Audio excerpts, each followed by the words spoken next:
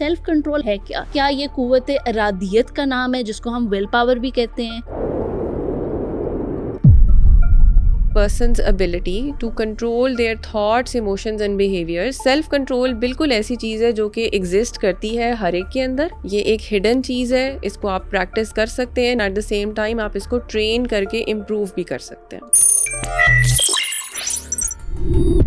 Brain के वो कौन से मुख्तलिफ हिस्से हैं जो सेल्फ कंट्रोल के अंदर रोल प्ले करते हैं और क्या रोल प्ले करते हैं? दिमाग जो है ना वो हमारे सोच को, हमारे फैसलों को, हमारे डिसीजंस के अलावा हमारी प्लेजर की फीलिंग, कम्प्लीटली रिवॉर्ड का अगर मुझे कोई एहसास होता है तो वो भी हमारा दिमाग कंट्रोल कर रहा है.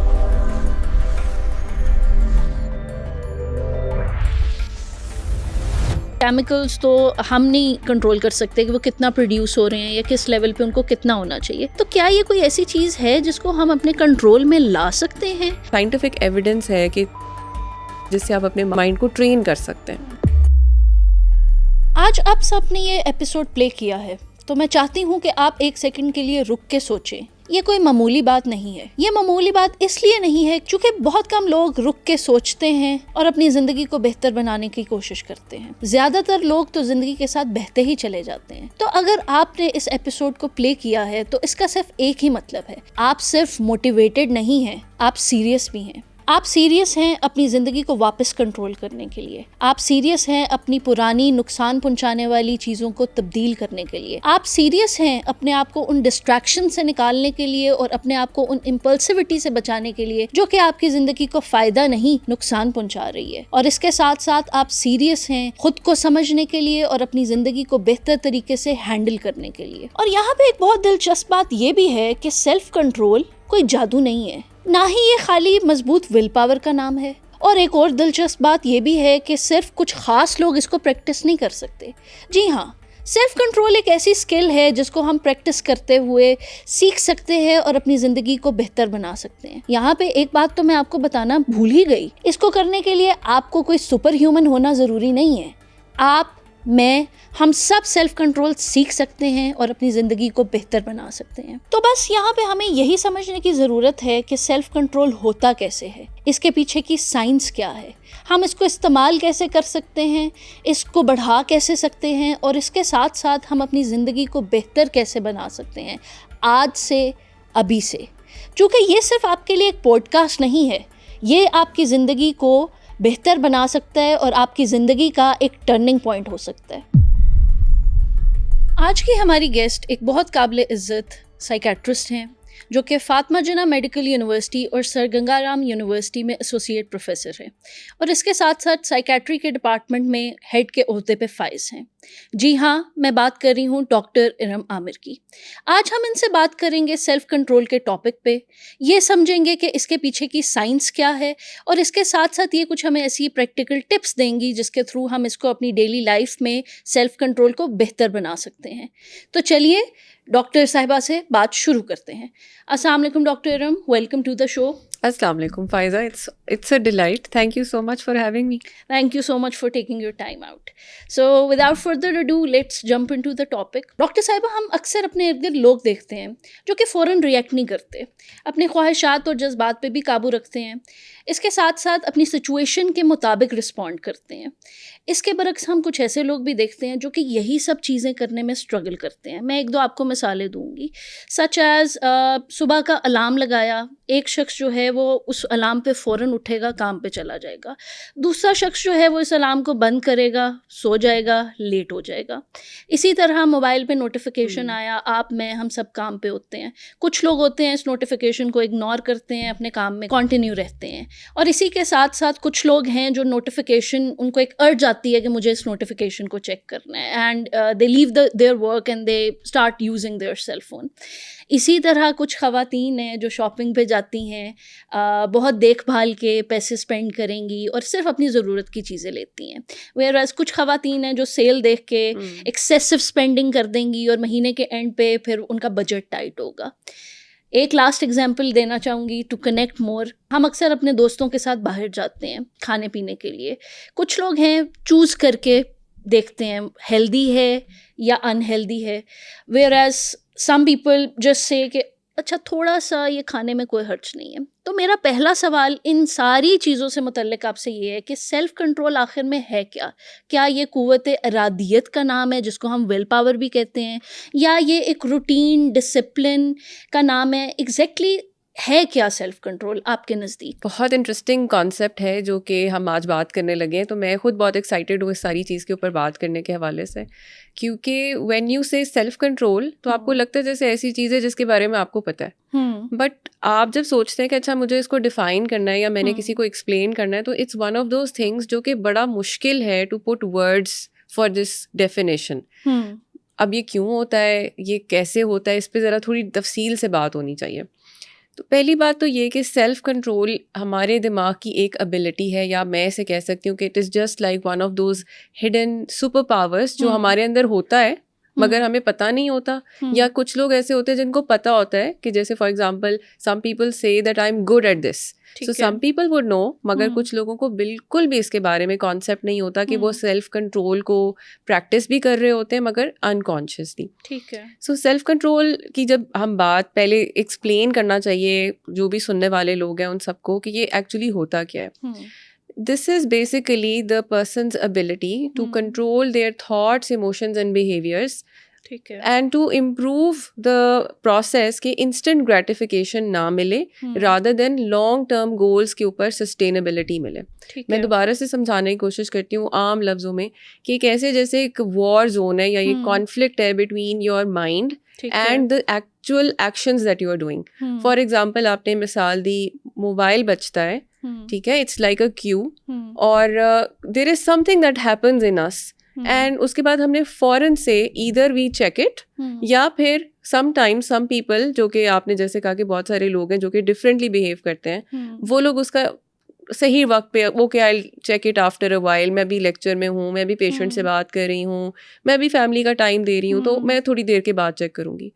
सो यही दो चीज़ें क्यों फ़र्क हैं इन डिफरेंट पीपल, इसके ऊपर मज़ीद बात कर लेंगे, मगर फ़िलहाल अभी सिर्फ इतना मैं बताना चाहती हूँ कि सेल्फ़ कंट्रोल एक इन्नेट चीज़ है, हम सबके अंदर है, और according to the neuro scientist इसको हम इम्प्रूव कर सकते हैं, बेहतर कर सकते हैं। आप किस जितने भी लिसनर्स हैं उन सब के लिए बेसिकली एक सिंपल सी एग्जांपल ये कि it is just like a muscle.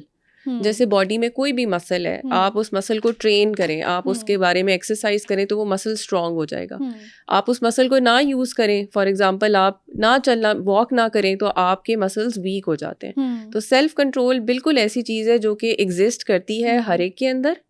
ये एक हिडन चीज़ है, इसको आप प्रैक्टिस कर सकते हैं, नहीं भी प्रैक्टिस कर सकते हैं, and at the same time आप इसको ट्रेन करके इम्प्रूव भी कर सकते हैं। अच्छा डॉक्टर साहिबा, आपने एक टर्म यूज़ की इंस्टेंट ग्रेटिफिकेशन की। आई एम श्योर हमारे लिसनर्स को वैसे तो पता होगा कि ये क्या है, लेकिन अगर आप इसको थोड़ा सा आम अल्फाज में एक्सप्लेन कर सकें। श्योर। अच्छा, जिस दुनिया में हम रह रहे हैं ना, यहाँ सब लोग इंस्टेंट ग्रेटिफिकेशन के लिए ही शायद जिंदा हैं। अब जो जनरेशन्स हैं, we are at the moment generation X है, मिलेनियल्स हैं, जेन जी है, अल्फा एंड बीटा, ठीक है। सो इंस्टेंट ग्रेटिफिकेशन अगर मैंने किसी को एक्सप्लेन करना हो, इट इज़ द इम्पल्स। जैसे एक शदीद सी लहर आती है, जज्बाती लहर, और मेरा दिल चाहता है कि मुझे फ़ौरन खुशी हासिल हो जाए।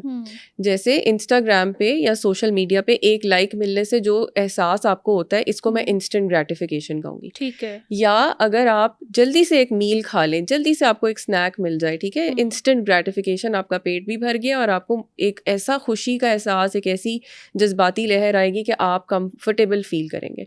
सो मैं डिफरेंट एग्जांपल्स दे देती हूँ। अब जैसे मैं पेशेंट्स देखती हूँ, क्योंकि मेरा ताल्लुक शोबा नफ्सियात से है, तो बहुत सारे पेशेंट्स आके कहते हैं कि जल्दी से मुझे एक इम्पल्स आती है, एक लहर आती है और मुझे सिगरेट पीना होता है, या मुझे सब्सटेंसेस को यूज़ करना होता है। एट द सेम टाइम हम लोग कुछ पेशेंट्स को डील कर रहे होते हैं जिनके अंदर बिंज ईटिंग डिसऑर्डर बहुत कॉमन है, यानी बहुत छोटे टाइम में बहुत ज़्यादा खाना खा लेना। तो वो भी उनके लिए एक इंस्टेंट यानी फौरी तौर पे खुशी का जज्बा हासिल करने का एक तरीका बन जाता है। आपने बड़ा अच्छा इसको एक्सप्लेन किया है। सो यहाँ से मुझे ये चीज़ समझ आ रही है कि ये जो एक कॉन्सेप्ट है ये हमारे ब्रेन के मुख्तलिफ हिस्सों पे भी डिपेंड करता है। There might be different parts of the brain जो कि इसको किसी न किसी तरह कंट्रोल कर रहे होंगे। क्या थोड़ा सा आप मुझे बता सकती हैं कि ब्रेन के वो कौन से मुख्तलिफ हिस्से हैं जो सेल्फ कंट्रोल के अंदर रोल प्ले करते हैं और क्या रोल प्ले करते हैं? बिल्कुल ठीक है। दिमाग जो है ना वो हमारे पूरी जिस्म का मास्टर है, ठीक है। ये सिर्फ हमें मस्कुलर तौर पे, गैर इरादी तौर पे या इरादी तौर पे हरकत करने के ऊपर कमांड देता है, बल्कि हमारी सोच को, हमारे फ़ैसलों को, हमारे डिसीजंस के अलावा हमारी इवन यहाँ तक कि क्या चीज़ मुझे पसंद है, किस चीज़ को मैं इंजॉय कर रही हूँ, प्लेजर की फीलिंग, या फिर मुझे एक कम्प्लीटली रिवॉर्ड का अगर मुझे कोई एहसास होता है तो वो भी हमारा दिमाग कंट्रोल कर रहा है। And you would be amazed that the brain is so complex that even neuro scientist spend their entire lives, और फिर भी बहुत सारे अभी चीज़ें दरियाफ्त नहीं हुई हैं। मगर जितना हमें पता है, जितनी चीज़ें किताब या साइंस हमें बताती है, दिमाग के कुछ हिस्से हैं जिनको हम लोग फ्रंटल यानी जो सबसे आगे का हिस्सा है उसमें डिवाइड कर देते हैं। उसके अलावा टेम्पोरल जो हमारे कानों के ऊपर एरिया है हम उसको डिवाइड कर देते हैं। पेराइटल एरिया इससे थोड़ा सा पीछे, और सबसे पीछे ऑक्सीपिटल लोब है, ठीक है। तो ये लोब्स में ब्रेन डिवाइडेड होता है। जब हम इंस्टेंट ग्रेटिफिकेशन, सेल्फ कंट्रोल और इन सारी कॉन्सेप्ट्स की बात करते हैं तो दो बहुत अहम हिस्से हैं। एक हमारा प्री फ्रंटल कॉर्टेक्स यानी जो आगे हिस्सा है माथे से पीछे, ये हमारा फ्रंटल एरिया है। और ये क्यों इम्पोर्टेंट है? क्योंकि ये हमें वाइज फैसले करने पे मजबूर करता है। डिसीजन मेकिंग में इसमें बहुत इंपॉर्टेंट रोल है कि अगर मैंने सही और गलत के दरमियान फैसला करना है, तो जो लोग इस दिमाग के हिस्से को ट्रेन करते हैं ये वो लोग हैं जो कि अपने अंदर कंट्रोल पैदा कर चुके हैं, जिनका सेल्फ कंट्रोल बेहतर है। और आपने अक्सर देखा होगा कि जो छोटी उम्र में बच्चे होते हैं, एडोलेसेंट की जो पॉपुलेशन है वो बहुत जज्बाती होते हैं, इम्पल्सिव होते हैं, गुस्सा बहुत ज़्यादा कर जाते हैं। टीनेजर्स, आप भी याद करें जब आप टीनेजर थी तो जज्बातीपना एक अहम कॉम्पोनेंट होता है while growing up. So pre frontal cortex teenagers में इतना वेल अडेप्टेड नहीं होता, that is why they are acting impulsively. उनका कौन सा हिस्सा एक्टिव होता है? उसको हम लिम्बिक सिस्टम कहते हैं। ठीक है। और लिम्बिक सिस्टम के अंदर भी मुख्तलिफ एरियाज हैं। मैं सिंपल बहुत मोटी मोटी बातें नहीं करना चाहती ताकि कोई बोर ना हो या कोई कॉन्सेप्ट्स नहीं देना चाहती। सिंपल इस चीज़ को याद रखें कि जो लिम्बिक सिस्टम है वो रिवॉर्ड का एरिया यानी खुशी जनरेट करने का एरिया, मोटिवेशन का भी सेंटर है। और ये हमें मजबूर करता है कि अच्छा ये काम किया है दोबारा करते हैं, अरे इसमें तो बड़ा मज़ा आया दोबारा करते हैं, ये सोचे समझे बगैर कि उसके कॉन्सिक्वेंसेस क्या हैं।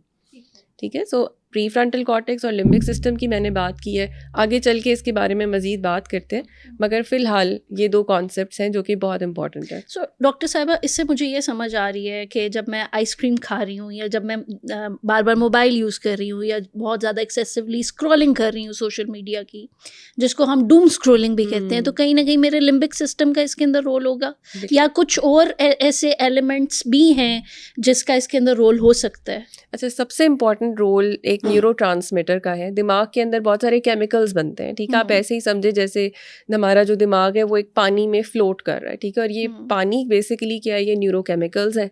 इन न्यूरोकेमिकल्स ने पैगाम को लेके जाना है, पैगाम रसानी भी करनी है, बाकी जिस्म के बाकी हिस्सों के साथ दिमाग को कनेक्टेड भी रखना है। तो जो न्यूरोट्रांसमीटर्स हैं ये कुदरती तौर पे बनते हैं। इनको आप ऐसे समझ ले जैसे जिस्म में हार्मोन्स होते हैं और खून होता है और दिमाग में न्यूरोट्रांसमीटर्स होते हैं, ठीक है। सो न्यूरोट्रांसमीटर्स कुदरती तौर पे जो बनते हैं उनमें अहम रोल डोपामीन का है, ठीक है। डोपामीन को आमतौर पे happy chemical of the brain भी कहा जाता है, ठीक है। मिसनॉमर है, मेरा ये ख्याल है कि it is basically a motivation and motivating और रिवॉर्ड के लिए बेसिकली ये इस्तेमाल होता है डोपामीन न्यूरोट्रांसमीटर।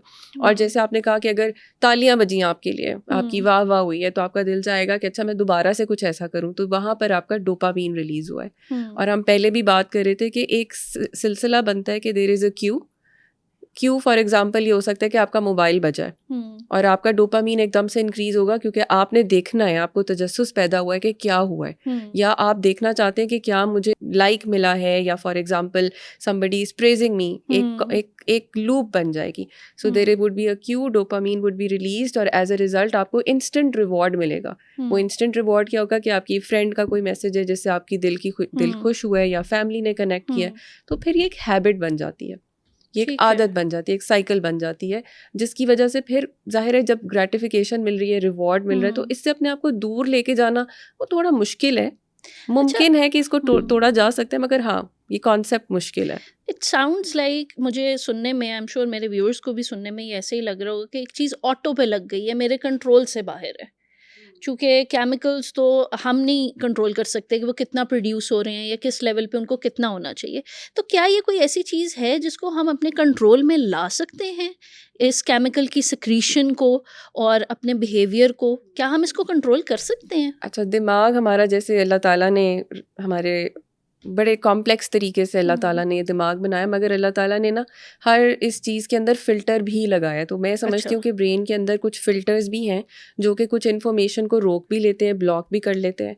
आप ये देखें कि डोपामीन कुछ लोगों में ज़्यादा बनता है, वो ज़्यादा जज्बाती होते हैं, और ये तहकीक कहती है कि जो लोग जिनके अंदर डोपामीन की सर्जेस आती हैं, भी कुछ केमिकल दवाइयों के थ्रू भी डोपामीन बढ़ जाती है, मगर कुछ लोगों में जनरली भी, शायद आप और मेरा लेवल कराएं तो वो एक जैसा ना हो।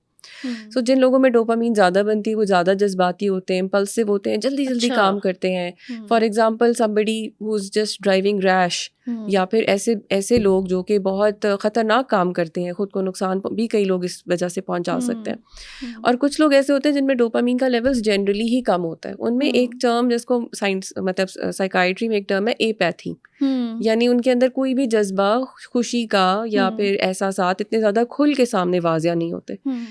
अब आपने जो बात की कि क्या हम इसको रोक सकते हैं, कंट्रोल कर सकते हैं, तो बिल्कुल हम इसको रोक भी सकते हैं, कंट्रोल भी कर सकते हैं, इस पर फ़िल्टर भी लगा सकते हैं। और I believe that there are many researches जो कि मेरी इस बात को सेकंड करेंगी कि साइंटिफिक एविडेंस है कि कुछ तरीके हैं जिससे आप अपने माइंड को ट्रेन कर सकते हैं। यहाँ से एक और चीज़ जो मेरे जहन में आ रही है डॉक्टर साहिबा, वो ये है, connecting it to the previous discussion that we were having, कि ओवर ईटिंग हो गई या डूम स्क्रोलिंग हो गई। ये एक ऐसी चीज़ है जो कि इनिशियली तो शायद हम कॉन्शियसली कर रहे होते हैं, खुद शौरी तौर पे कर रहे हैं, चूँकि मुझे कोई चीज़ तंग कर रही है इस वजह से मैं स्क्रोल कर रही हूँ। लेकिन एक टाइम के बाद चूँकि ये बिहेवियर मेरा ऑटो पे लग जाता है, तो शायद मैं जब बोर हो रही हूँ तब भी मैं डूम स्क्रोलिंग करूँगी, जब मुझे स्ट्रेस हो रहा है तब भी मैं डूम स्क्रोलिंग करूँगी। अभी कल ही की बात है कि मेरे पास एक क्लाइंट आई थी, हु वाज टेलिंग मी कि उनका जनरली मूड लो रहता है, लेकिन व्हेन आई एक्सप्लोर्ड तो शी मेंशन कि नहीं, मोबाइल यूज़ करते हुए लो नहीं है और उस पे मैं कंसंट्रेट भी कर पाती हूँ। सो मेरे लिए बड़ी एक हैरत की बात भी थी, और मेरी क्लाइंट ने भी एग्री किया कि मोबाइल यूज़ करते हुए उनका स्ट्रेस रिलीफ हो रहा है, वो उनके लिए एक रिलैक्सिंग एक्टिविटी है। सो एक पॉइंट के बाद, जिस तरह मैंने पहले कहा कि ये ऑटो पे लग गई है, आपने कहा कि प्रैक्टिस के साथ हम इस चीज़ को चेंज कर सकते हैं, इस पे काम कर सकते हैं। तो ऐसे क्या तरीक़ेकार मौजूद हैं जिसके थ्रू हम इसको कंट्रोल कर सकते हैं या इसको कम कर सकते हैं for a person who is maybe stuck into it और उसने फर्स्ट स्टेप लेना है, उसके लिए पहला स्टेप क्या हो सकता है? अच्छा फायजा, ऐसे कि हर every person is not the same, so it's not a rule of thumb कि मैं एक तरीका बताऊं तो हर एक के लिए वो एप्लीकेबल हो जाए। कुछ लोग जो हैं वो कॉग्निटिवली चलते हैं, यानी सोच के मुताबिक चलते हैं। फॉर एग्जांपल, अगर मैंने डाइट करनी है, ठीक है, या मैं चाहती हूँ कि मैं अपनी लाइफस्टाइल को थोड़ा हेल्दी करूँ, तो कॉग्निटिवली अगर मैं एक ऐसी शख्स हूँ जो कि मैं सोच के मुताबिक अपनी चलूँ, तो शायद मैं कुछ चेक्स रख सकूं, कॉग्निटिव चेक्स। मैं बता देती हूँ फॉर एग्जांपल कि मैं घर में उतना खाना लेकर आऊँ जितना मुझे लगता है कि मेरी कैलोरिक इंटेक होनी चाहिए, मैं स्नैक्स लेके ही ना आऊँ, यानी out of sight out of mind वाली बात है।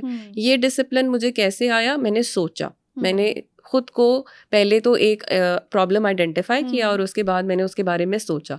मगर कई लोगों के लिए रिस्ट्रिक्टेड चीज़ें करना या फिर एक्सपोजर को कम्प्लीटली लिमिट कर देना, जैसे सिगरेट ना ख़रीदना या अल्कोहल बिल्कुल इस्तेमाल कर देना, वो प्रॉब्लम उनके लिए बढ़ती जाती है, इनफैक्ट कम नहीं होती है। तो कुछ ऐसे भी लोग हैं जो कि एक इन्वायरमेंट को चेंज करके अपनी बिहेवियर्स के अंदर चेंज लेके आ सकते हैं। जैसे फॉर एग्जांपल, हम जब भी बात करते हैं थेरेपी में भी या फिर क्लाइंट्स के साथ बात करते हुए भी, कि गोल्स आपने अगर बनाने हैं तो वो स्मार्ट होने चाहिए, यानी वो स्पेसिफिक होने चाहिए, मेजरेबल होने चाहिए, और वो रेलेवेंट और टाइम बाउंड होने चाहिए, अचीवेबल होने चाहिए। ऐसा नहीं है कि मैं पतली हो जाऊंगी, ठीक है, ये this is not a goal. A goal would be कि by the end of this month I will lose 2 kilograms. ये एक स्मार्ट गोल है। तो इसको अचीव करने के लिए मैं रूटीन में 15 मिनट वॉक करना शुरू करूंगी और मैं डाइट एक्सरसाइज के साथ इनकॉर्पोरेट करूंगी। तो these are smart ways of achieving it. अब बात यह कि सेल्फ कंट्रोल इसके अंदर ऑब्वियसली बहुत ज़्यादा इंपॉर्टेंट है. You have to train yourself repeatedly, और कंसिस्टेंसी के साथ मेरा ख्याल है कि ये चीज़ हैबिट बनती है. अगर हम एक दफ़ा करेंगे और बिकॉज ऑफ XYZ रीजंस हम अगले दिन नहीं कर सके और एक लंबा हम प्रोक्रास्टिनेशन के लूप में चले जाते हैं, तो ऑफ कोर्स गोल्स अचीव नहीं हो पाएंगे. फिर प्रोक्रास्टिनेशन का लूप क्या होता है डॉक्टर साहिबा? अच्छा, ये ऐसी चीज़ें हैं जिनको मैं बता देती हूँ कि एक टर्मिनोलॉजी हम यूज़ करते हैं जिसको सेल्फ सैबोटाजिंग कहते हैं, या खुद के बारे में खुद के लिए नुकसानात क्रिएट करना. इसके अंदर काफ़ी सारी चीज़ें आ जाती हैं. जैसे कुछ लोग टाइम को वेस्ट करते हैं, प्रोक्रास्टिनेट करते हैं. कुछ लोग जो हैं वो नेगेटिव सेल्फ टॉक करते हैं, मैं कुछ भी नहीं हूँ, मैं कुछ भी अचीव नहीं कर सकता. ये चीज़ें कॉन्शियसली भी हो रही होती हैं और अनकॉन्शियसली भी हो रही होती हैं. ठीक है. सो इसके ऊपर कई दफ़ा हमारा ध्यान ही नहीं होता कि हम अपने लिए एक नेगेटिव चेन क्रिएट कर रहे हैं. जैसे हम स्मोकिंग करके अपनी एग्जाइटी को तो रिलीव कर रहे हैं, मगर एट द सेम टाइम हम हेल्थ के ऊपर कॉम्प्रोमाइज़ कर रहे हैं. सो सेल्फ सैबोटाजिंग कुछ पेशेंट्स के अंदर भी होता है, जैसे डिप्रेसिव कॉग्निशंस हो, उनके अंदर भी ये कैफियत पाई जाती है. और कई दफ़ा लोगों को जनरली कोई डिसऑर्डर नहीं होता, मगर उनकी सोच का स्टाइल ही ऐसा हो चुका होता है. ऐसे लोगों के लिए सिर्फ ये बात है कि यहाँ पे कुछ पॉलिसीज़ हैं, रूल ऑफ आर है, ताकि सबसे पहली बात कि आप you reflect on the problem कि आपके साथ मसला क्या आ रहा है, क्यों मेरा वेट बढ़ रहा है. बाकी तो ऐसे बहुत सारे अफराद हैं मेरे फैमिली में जो कि BMI उनका नॉर्मल रेंज में, सिर्फ मेरे साथ ऐसा प्रॉब्लम क्यों हो रहा है. तो सबसे पहले आप आइडेंटिफाई करें. अच्छा डॉक्टर साहिबा, आपने ऊपर बात की कि ये एक मसल है और इस मसल को हमने ट्रेन करना है. सो मुझे सुनने में ऐसे लग रहा है कि जैसे मैं जिम जा रही हूँ और जिम जाके मुझे जिस तरह अपने फिजिकल मसल्स को ट्रेन करना है, वेट ट्रेनिंग करनी है, उसी तरह मेंटल मसल की भी वेट ट्रेनिंग करनी है. अच्छा, वेट ट्रेनिंग में आई एम श्योर मेरे बहुत से नाजरीन इस चीज़ को समझते होंगे कि वेट ट्रेनिंग में एक पॉइंट आता है जिसके बाद वज़न नहीं गिरता, और उस पॉइंट पे हम बड़े इम्पल्सिव हो जाते हैं कि ये काम नहीं कर रहा, और इस इम्पल्सिविटी में जो हम हैबिट फॉर्म करने की कोशिश कर रहे हैं, जिसका आपने पहले जिक्र किया, उससे हम रुक जाते हैं, वो नहीं करते. सो ये क्यों होता है? इस टर्म को जनरली हम प्लेटो कहते हैं, जिसके अंदर आपकी जो एक परफॉर्मेंस है वो स्टैटिक हो जाएगी और उसके अंदर इम्प्रूवमेंट नहीं आ रही. इस प्लेटो को हम ओवरकम कैसे कर सकते हैं? मैं तो इस स्टेज को बहुत ही इंपॉर्टेंट समझती हूँ, क्योंकि इनिशियली तो रिजल्ट सबको मिल रहे होते हैं, सपोर्ट भी होता है और जोश और जज्बा भी होता है, मोटिवेशन भी होती है, बड़ा आसान लग रहा होता है कि अच्छा बहुत ज़बरदस्त रिजल्ट्स आ रहे हैं. और फिर एक टाइम आता है कि जैसे आपने कहा कि एक प्लेटो रीच कर जाता है, मगर हम सबको ये पता होना चाहिए कि this is part of the natural cycle of forming a habit, और it is the part of a natural way जो कि हर एक को फेस करना पड़ता है. वहाँ पर उस वक्त हमें ये नहीं सोचना चाहिए कि why is this happening to me. In fact ये सवाल करना चाहिए कि what is in my control कि मैं इस चीज़ को चेंज कर सकूं. फॉर एग्ज़ाम्पल, अगर हम वज़न की ही मिसाल ले लें कि अगर आपका वज़न स्टैटिक हो गया है, तो आप उन फैक्टर्स के ऊपर सोचना शुरू करें कि मुझे अपनी रूटीन और अपनी रिजीम को कैसे चेंज करना है. क्या आजकल कोई हेल्थ इशू चल रहा है मेरे साथ, मैं अपने फ़िज़िकल टेस्ट करवा लेता हूँ, या मैं स्टाइल ऑफ ट्रेनिंग को चेंज कर लेता हूँ, या फिर अगेन जो बेसिक हमारी, let's start with the basics like good sleep, good nutrition and stress management. क्या ये 3 चीज़ें मैं कर पा रहा हूँ, या आजकल मुझे स्ट्रेस की वजह से I am not able to sleep well, और जब मैं नींद सही नहीं पूरी करता तो फिर मेरी भूख के ऊपर भी फ़र्क पड़ता है. तो मैं कोशिश तो कर रहा हूँ, मगर बेसिक चीज़ों से अगर हम इसको री एक्सप्लोर करना शुरू करें तो a lot of solutions are identified.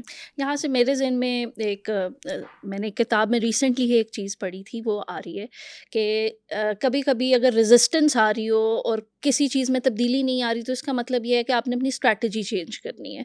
सो इसका लुब्बे लुबाब ये भी हो सकता है कि यू नीड टू स्टॉप, आपने रुकना है, एक तरफ दोबारा अपनी रूटीन पे रिफ्लेक्ट करना है, देखना है, और फिर एरियाज़ आइडेंटिफाई करने हैं कि मैं किन एरियाज़ पे अभी भी काम कर सकता हूँ. शायद फिर ये जो एक रुकावट आ रही है मैं इसको अबूर कर लूँ. राइट. और देखिए, जब आपसे बात हो रही है तो मैं इस चीज़ को भी जहन में रख रही हूँ कि self control basically it's the training of a mind to become a determined person. अब इसमें चैलेंजेस तो आएंगे, मगर जनरेटिंग या फिर asking for help and support is never bad. यानी अगर आपका एक सोशल सर्कल है, आपके फ्रेंड्स हैं, आपकी कुछ फैमिली मेम्बर्स ऐसे हैं जो कि आपको सुनते समझते हैं, तो उनसे बात करें फिर इस बारे में. ये जो चीज़ है ना कि अकेले हमने हर जंग लड़नी है या मैं अकेले ये सब कुछ कर सकता हूँ, ये कॉन्सेप्ट भी थोड़ा सा चेंज कर लें. वो कैसे हेल्प कर सकेंगे? दे आर नॉट एक्सपर्ट्स, जैसे मेरी फैमिली मेम्बर्स, मेरी मदर हो गई या फ्रेंड्स हो गए, हाउ वुड दैट हेल्प? वो चीज़ मेरी कैसे मदद अच्छा करेगी? फायदा एक्सपर्ट्स तो नहीं है, मगर they know you as a person और आपकी पर्सनालिटी ट्रेट्स से तो वो आगाह होते हैं ना, और उन्होंने आपके साथ एक अरसा गुजारा हुआ है। तो जो छोटी छोटे प्रॉब्लम्स है, जैसे कुछ लोग जो हैं, अगर फॉर एग्जांपल बहुत ज़्यादा नेगेटिविटी उनके अंदर है, ब्लेमिंग है, या they spend time, they waste time and criticizing themselves, तो वहाँ पे फैमिली मेम्बर्स हौसला अफजाई कर सकते हैं कि देखो ये पैटर्न हमने आपका आइडेंटिफाई किया है और हमें ये लगता है कि आप इस तरह से इसको इम्प्रूव कर सकते हो। फैमिली और फ्रेंड्स के बगैर आई थिंक बहुत चांसेस होते हैं कि that you will fall into this cycle of depression and anxiety. So talking and connecting with family, having a pair support, pairs यानी आप जैसे लोग, ठीक है, अगर दोस्त आप वगैरह। दोस्त या फिर ऐसे लोग जिनको शायद आप ना जानते हो मगर उनकी प्रॉब्लम्स कॉमन हो, ठीक है। जैसे सपोर्ट ग्रुप्स बन जाते हैं, सपोर्टिव थेरेपी की तरफ लोग चले जाते हैं।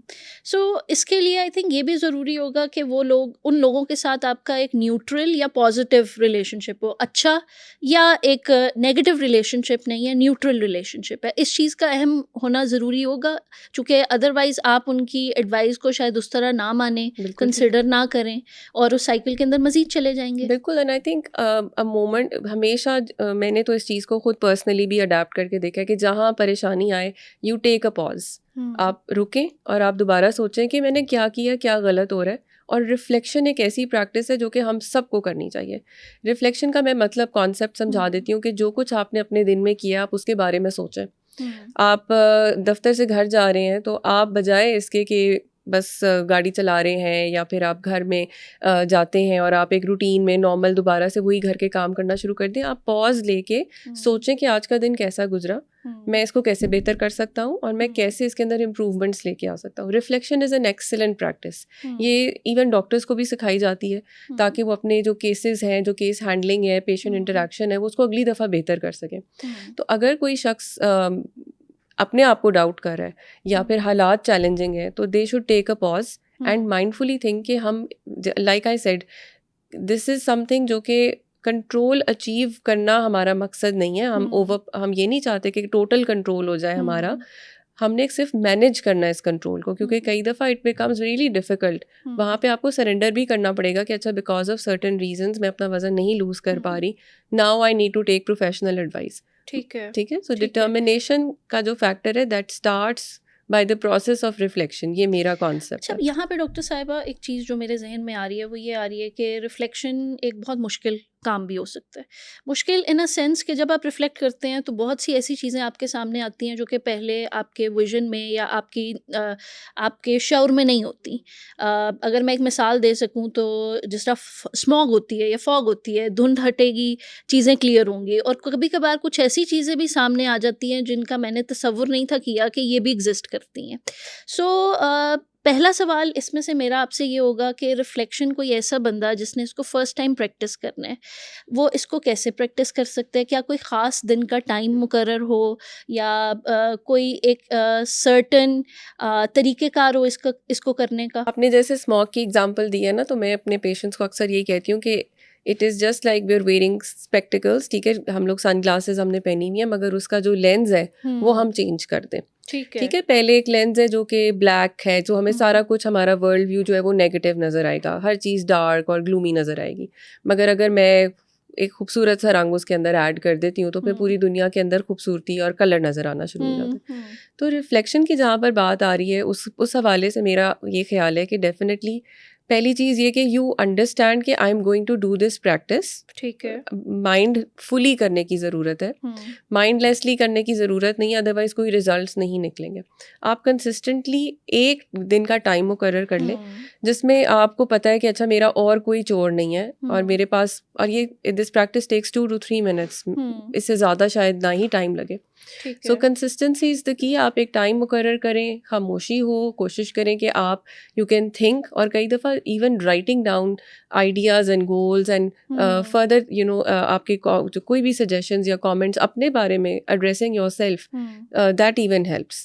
सो ये एक तरह से मेरे दिन की समरी होगी जो कि मैं अकेले बैठ के रात को गौर व फिक्र करते हुए लिख रही हूँ, ध्यान दे रही हूँ उस सिचुएशन में। ठीक है, अच्छा, यहाँ से अब एक और सवाल मेरे जहन में आता है जो कि अक्सर आपने भी अपनी क्लिनिकल प्रैक्टिस में इनकाउंटर किया होगा, मेरे से भी मरीज़ पूछते हैं जब वो थेरेपी के लिए आते हैं, वक्त कितना लगेगा मुझे, क्या 21 दिन में मैं फ़िक्स हो जाऊंगी या 1 महीने में ये ठीक हो जाएगा, या कितने सेशंस रिक्वायर्ड हैं? सो जब हम बात करते हैं सेल्फ कंट्रोल की, डॉक्टर साहिबा, कितने सेशन रिक्वायर्ड हैं इसको सीखने में? अच्छा, ये जो 21 दिन का आपने लफ्ज़ मतलब एक दुरानिया मुझे बताया, तो इंटरेस्टिंगली ये कई दफ़ा हमारे पास स्मोकिंग सेसेशन क्लिनिक्स में भी पेशेंट्स आके कहते हैं कि हाँ 21 दिन में हम सिगरेट छोड़ना चाहते हैं। तो बात ये कि जितना कॉम्प्लेक्स बिहेवियर होगा उतना ही कॉम्प्लेक्स उसकी थेरेपी या उससे बिहेवियर चेंज का एक प्रोसेस होगा। अगर वो एक सिंपल बिहेवियर है जिसके साथ कोई प्रॉब्लम अटैच नहीं है, कोई कोमॉर्बिड्स अटैच नहीं है, तो मेरा ख्याल है कि हम अगर इसको एक डिफ़ाइन कर दें तो 18 दिन से लेके at least 250 days, this is the average time जो कि साइंस के मुताबिक बिहेवियर को चेंज करने में लगता है। ये जो 21 दिन का कॉन्सेप्ट है ना, basically there was a plastic surgeon who said that my patients who have facial surgeries they take 21 days to adjust to their new appearance. यानी ये एडजस्टमेंट का टाइम पीरियड है। यानी अगर आप किसी नए घर में गए हैं तो आपको उस घर से फेमिलियर होने में या एक नई जॉब से फेमिलियर होने में 21 दिन यानी 3 हफ्ते के करीब लग जाते हैं। सो इन आपने भी आप माशाल्लाह यू प्रैक्टिस एंड कि we always tell clients to take it slow, अभी पहला महीना गुजर जाएगा, you will become accustom to the situation. So ये एडजस्टमेंट होती है, मगर जो बिहेवियर है it really depends upon what the habit is. It can be as complex as OCD, आप उसके अंदर ऑब्सेशंस हैं, उसको चेंज करना चाह रहे हैं। थोड़ा सा अब एक और, चूँकि ये टेक्निकल टर्म है OCD, मेरे सुनने वाले नाजरीन के लिए, चूँकि we have a diverse range of audience, OCD क्या है? We won't go into the depth but just a slight. So OCD एक नफ्सियाती मसला है जिसके अंदर आपको ख्यालात आते हैं और रिपीटेडली ख्यालात, एक ही तरह के ख्यालात आते हैं, ऐसे जैसे साइकिल की एक चेन है या साइकिल का एक पहिया जो कि चलता जा रहा है और वो आपके इख्तियार में नहीं है, आपके कंट्रोल में नहीं है। ख्यालात जो हैं वो कई तरह के हो सकते हैं, मज़हब के मुतालिक भी हो सकते हैं, सफाई के मुतालिक भी हो सकते हैं, और उसके बाद शदीद बेचैनी या कर्ब होती है कि आपने कोई ना कोई इकदाम करके उस ख्याल को रोकना होता है। ठीक है। और जैसे हाथ धोना या फिर आप चेकिंग का एक रिचुअल होता है। तो ये ऑब्सेसिव कंपल्सिव डिसऑर्डर नफ्सियाती एक मसला है। सो यहाँ पे भी कंट्रोल की थोड़ी बहुत बात आ रही है। सो क्या ऐसे में ये लोग अपनी सोचों को कंट्रोल कर सकते हैं? जो नफ्सियाती मसले हैं जहाँ पे डिसऑर्डर्स की बात होती है, अनफॉर्चुनेटली ये इन पेशेंट्स के बस में नहीं होता। ठीक है। तो ये उनके इख्तियार में नहीं होता, इसी वजह से वो लोग इस प्रॉब्लम की वजह से बहुत ज़्यादा फ्रस्ट्रेट भी हो रहे होते हैं और उनको एग्जाइटी के मसले भी हो रहे होते हैं। ठीक है। ऐसा नहीं है कि वो जानबूझ के ये सोच अपने अंदर पैदा करते हैं, सोच खुद ब खुद शुरू होती है और ये चलती जाती है कई घंटे, इवन आवर्स जो है वो पूरे दिन लोग जो है वो एक ही सोच के ऊपर गुजार देते हैं, जिसकी वजह से उनकी फंक्शनिंग या जो ज़िंदगी के मामलात है उसमें बहुत बड़ा इम्पैक्ट आता है। ठीक है। सो ऐसे में ये अपनी सोचें तो कंट्रोल नहीं कर सकते, लेकिन उन सोचों के साथ जो रवैये मुंसलिक हैं, जो एहसासात मुंसलिक हैं, उनमें कोई रद्दोबदल करके फिर भी अपनी डेली फंक्शनिंग को बेहतर कर सकते हैं। जी बिल्कुल, मैं समझा देती हूँ कि ये जैसे हम सेल्फ कंट्रोल की बात कर रहे हैं और उसके अंदर रवैयों की जब बात आ रही है तो हम डिले कर सकते हैं। जैसे हमने शुरू में बात की थी कि जो इंस्टेंट ग्रेटिफिकेशन है उसमें हम डिले पैदा कर दें। यानी फॉर एग्जाम्पल आप पढ़ने बैठे हैं और आपको ये ख्याल आया कि बस अब मोबाइल को चेक करना है क्योंकि हो सकता है कि मैसेज आया हो सकता है सोशल मीडिया पे कोई नई पोस्ट लगी हो, तो इस प्रोसेस को डिले कर दें। यानी फॉर एग्जांपल आप अपने नोटिफिकेशंस को 1 घंटे के लिए स्विच ऑफ कर दें और जब वो घंटा मुकम्मल हो जाए और अगर आपको लगता है कि घंटा बहुत ज़्यादा, it's too much of a time, तो पहले आप 5 मिनट से शुरू करें। आप अपने नोटिफिकेशंस को ऑफ कर दें और 5 मिनट के बाद चेक कर लें। इससे वो इम्पल्स रहेगी, इम्पल्स कम्प्लीटली ऑब्लिटरेट नहीं होगी, ख़त्म नहीं होगी, मगर डिले हो जाएगी। ठीक है। और वो जैसे जैसे डिले होगी आप दौरानियाँ बढ़ा सकते हैं। बिल्कुल। राइट। अच्छा, यहाँ पे एक और चीज़ जो मेरे जहन में आ रही है, आपने भी पढ़ी होगी, आज से अगर हम कुछ दहाइयाँ पहले चले जाएं, फ्यू डिकेड्स बैक, तो साइंस ये कहती थी कि हमारे जो अर्ली ईयर्स ऑफ लाइफ हैं उसके अंदर जो हमारी पर्सनालिटी, शख्सियत बन गई, जो हमारी आदत बन गई, सारी ज़िंदगी उन्हीं आदत का हम एक आउटकम देखेंगे। लेटेस्ट रिसर्चेस जो हैं वो इस चीज़ को निगेट करती हैं, इस चीज़ को डिनाई करती हैं, कहती हैं कि ऐसा नहीं है। और वो ये कहती हैं कि हमारे ब्रेन में एक ऐसी सलाहियत है जिसके थ्रू हम अपने ब्रेन की रीवायरिंग कर सकते हैं। अपने नाजरीन के लिए इस कॉन्सेप्ट को उन्होंने न्यूरोप्लास्टिसिटी का नाम दिया हुआ है। तो ये रीवायरिंग कैसे होती है, कैसे आप छोटे छोटे एक्शन से ये रिवायरिंग कर सकते हैं? ये बिल्कुल ऐसे ही है जैसे आप एक आदत बना लें कि आपने खाना खाने के टाइम से 15 मिनट पहले आपने वॉक करनी है। ठीक है। तो अगर आप एक आदत बना लेंगे और आप लाजमी अलार्म्स भी लगा लें, और अगर आप अपने आप को बार बार बताएं भी, और आपने एक आदत बना ली है, तो आपकी वो आदत डेवलप हो जाएगी। इसी तरह अगर हम एक तरह से सोचना अपने दिमाग को सिखा दें, तो हमारे जो ब्रेन के जो वायर्स हैं, जो सर्किट्स हैं जिसके थ्रू पैगामात की रसाई होती है, ये सेल्स आपस में भी कनेक्टेड होते हैं, ये पैगामात की रसाई और स्ट्रांग हो जाएगी। तो इसी कॉन्सेप्ट को हम न्यूरोप्लास्टिसिटी कहते हैं। कहने का ये मतलब है कि प्लास्टिक की तरह हम अपने दिमाग को तोड़ मरोड़ के उसकी एक नई शेप बना सकते हैं। और आपको पता है कि प्लास्टिक आसानी से नहीं होता, उसकी जब उसको हीट दी जाती है तो उसके अंदर उसके एक शेप की कॉन्फ़िगरेशन चेंज आती है, यानी उसके साख्त को या स्ट्रक्चर को हम बदल सकते हैं। तो थोड़ा सा एफर्ट आपको दिमाग के न्यूरॉन्स पे भी लगाना पड़ेगा, उनको थोड़ा सा एक्टिव करना पड़ेगा, थोड़ा सा धक्का मारना पड़ेगा, मगर न्यूरोप्लास्टिसिटी इज़ समथिंग जो कि अचीवेबल है। ठीक है। और इसको हम सेल्फ कंट्रोल के साथ कैसे कनेक्ट कर सकते हैं? बिल्कुल वैसे ही जो कि टेक्निक्स हमने अभी बात की हैं कि या तो कॉग्निटिव लेवल पे अपनी सोच के साथ, डिटर्मिनेशन के साथ कि हमने इस काम से बिल्कुल, फॉर एग्जांपल मैंने सिगरेट का पैकेट नहीं खरीदना, ठीक है, मगर वो सब लोगों के लिए पॉसिबल नहीं होता, तो हम डिले कर दें या फिर हम डिस्ट्रैक्ट कर लें अपने माइंड को थोड़ी देर के लिए, उस चीज़ को बार बार प्रैक्टिस करें, जो एक्शन हम अचीव करना चाहते हैं हम उसको बार बार करें, और उसके साथ हम कोई ना कोई रिवॉर्ड एसोसिएट कर दें।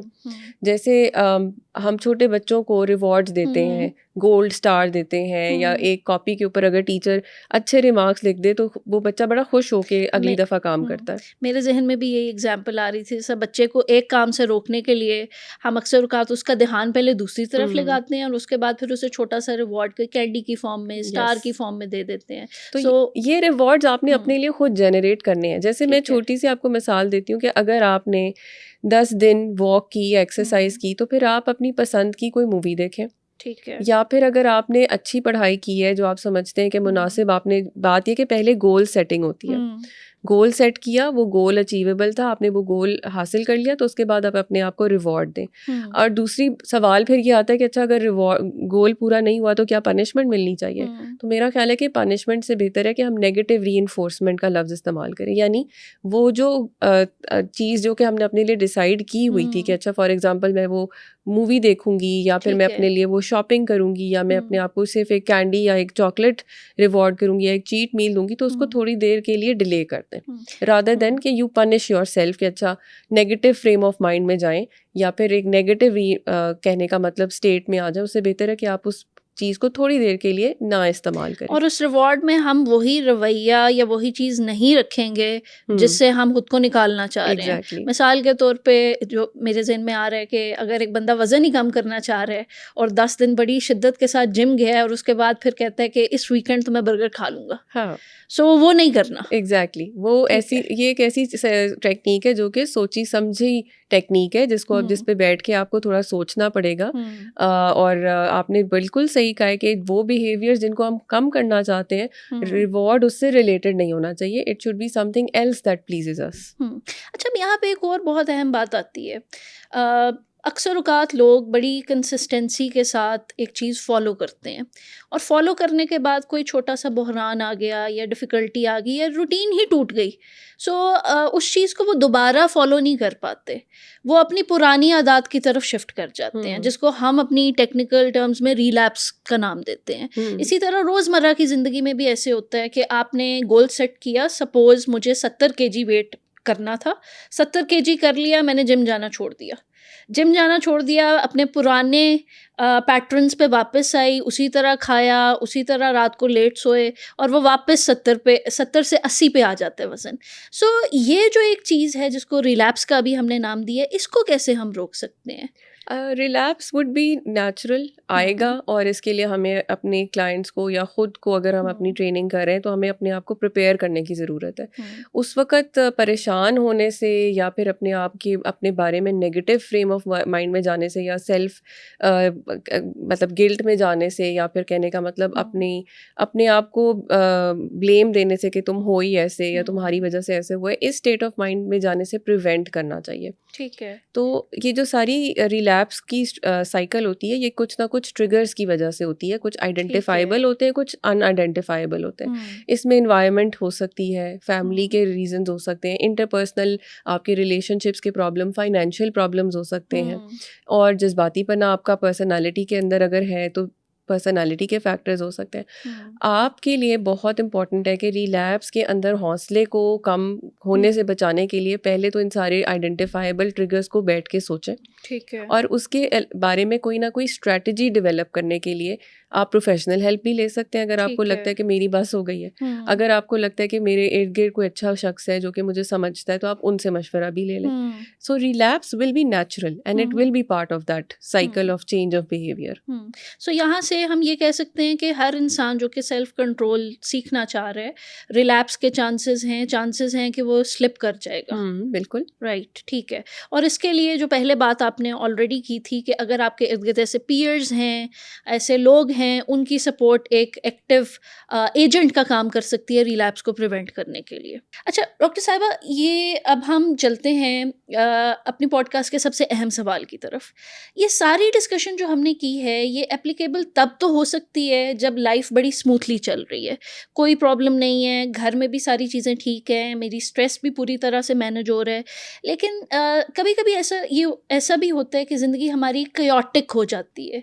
कोई इमोशनल लेवल की प्रॉब्लम हो सकती है, कोई स्ट्रेस हो सकता है, कोई फाइनेंशियल इशू हो सकता है। अगर इनमें से कुछ भी नहीं तो मैं इमोशनली अच्छा फील नहीं कर रही। ऐसे में सेल्फ कंट्रोल को मेंटेन करना, उसको कंटिन्यू रखना एक बहुत मुश्किल काम होता है। सो मेरा आपसे सवाल ये है कि इस सूरत हाल में क्या किया जाए जब लाइफ केओटिक हो रही है, चीज़ें मेरे मुताबिक नहीं चल रही, तब जो हमारी पॉडकास्ट का क्रक्स है अ डिटर्मिनेंट माइंड, तब कैसे डिटर्मिनेंट रहा जाए? अच्छा, I think it's always good to remember that it will get worse before it gets better. Okay, ये जो एक मुहावरा है ना, ये एक समरी है, क्योंकि ज़िंदगी में हमें कोई भी चीज़ अगर इतनी सिर्फ बातें हैं या इतनी आसानी से मिल जाए तो फिर ज़िंदगी नहीं है ना। You know, life throws challenges at us. हम लोगों ने कुछ सोचा हुआ होता है और होता हमेशा उससे थोड़ा सा डिफरेंट है। तो acknowledging the fact that life is unpredictable, पहली बात ये कि हर चीज़ हमारे इख्तियार में भी नहीं है और हमारी मर्जी के मुताबिक भी नहीं होगी। हो सकता है कि आप पीस ऑफ माइंड के साथ बैठे हुए हैं, you know, just the past week we had so many conflicts in our, you know, geographical zone. Nobody could have you know, predicted that. तो ऐसी चीज़ें ज़िंदगी में होंगी। Acknowledgement is the first step. और उसके बाद जैसे मैंने कहा कि taking a pause and re-strategizing, thinking that what is in my control. चीज़ें तो बिखरी हुई हैं, पैसे भी नहीं हैं, रिलेशनशिप्स में भी प्रॉब्लम आ गया है, suddenly I feel very weak, lethargic, मेरे अंदर एनर्जी भी कम हो गई है। तो मैं फिर भी क्या कर सकता हूँ? क्या ऐसा हो सकता है कि मैं सिर्फ अपनी नींद पूरी कर लूँ and I will think about it tomorrow, या मैं एक अच्छी तरीके से, यू नो, अगर आप स्पिरिचुअल हैं या अगर आप कनेक्टेड हैं अपनी फैमिली के साथ, so can I spend some quality time with God और विद माई फैमिली, या just having a moment of silence और a few hours of, you know, self reflection कि ठीक है मैं सोचता हूँ और या सोचती हूँ और उसके बाद then I will restrategize. These are the things that are key to success, rather than being impulsive, jumpy, या फिर आप अपने कंक्लूजन पे पहुंच जाएंगे मेरे से तो होता ही कुछ नहीं है या मेरी लाइफ में तो कुछ अच्छा है ही नहीं। ये बहुत कॉमन है कि हमारा सबसे पहला रिएक्शन हमेशा नेगेटिव होता है। तो ऐसे मौक़ों पे वो जो 2 से 3 मिनट या 2 से 3 आपके घंटे हैं वो बहुत इंपॉर्टेंट है, जिसमें आप बैठ के री स्ट्रेटेजाइज करेंगे और आप अपने आप को मोटिवेट करेंगे कि नहीं, हम करते हैं, देखते हैं, क्या ही हो जाएगा बुरा। और इसमें बहुत अहम रोल है कि हम सब पहले सेल्फ कंट्रोल को जब सीखने लगें तो ये सीखें कि सेल्फ कंट्रोल दिनों में नहीं आएगा, रिलैप्सेस कॉमन है और रिलैप्सेस का सामना करना जो है वो हमें डिटर्मिनेशन की तरफ लेके जाएगा। ठीक है, ठीक है। सो अगर मैं इसको समराइज़ करूँ, तो अगर आप उन दिनों में जब केओस नहीं है, इन चीज़ों को प्रैक्टिस करेंगे, तो जिन दिनों में केओस आएगा, आप तब भी इनको प्रैक्टिस कर सकेंगे। बिल्कुल, आपने एक बड़ी अच्छी बात की। हाँ। आई थिंक रूटीन होना is the key to success. यानी अगर आप डेली एक्सरसाइज कर रहे हैं और कोई ऐसा दिन आएगा कि जब आप यू डोंट फील वेल, तो even then your body will be accustomed to it कि नहीं, मैंने तो बिल्कुल। एक्सरसाइज करनी है। तो जो भी हुआ है, घर में कोई इशू हुआ है या रिलेशनशिप में इश्यूज हुआ है, this is my routine. I will get up and I will where my what do you call them? Joggers. Yeah, I'll just put on my running shoes and I'll just go and run. And you know, when I come back, the chaos will be still there, but you know, my routine will not break. Yeah, I can completely reflect with this as well. अगर मैं अपनी वालदा की ही बात करूँ, तो आंधी हो, तूफान हो, बाहर बारिश हो, उन्होंने सुबह वॉक पे जाना है तो उन्होंने जाना है। Bless her. That's such a nice way of living इसकी life. वजह से अगर हम चूँकि सेल्फ कंट्रोल की ही बात कर रहे हैं, सो वो एक ये चीज़ उनके ऑटो पे लगी हुई है। सो ये उनका एक तरह से जो हम लाइफस्टाइल मॉडिफिकेशन की ही बात कर रहे हैं, ये उनका लाइफस्टाइल ही बन चुका हुआ है कुछ सालों से।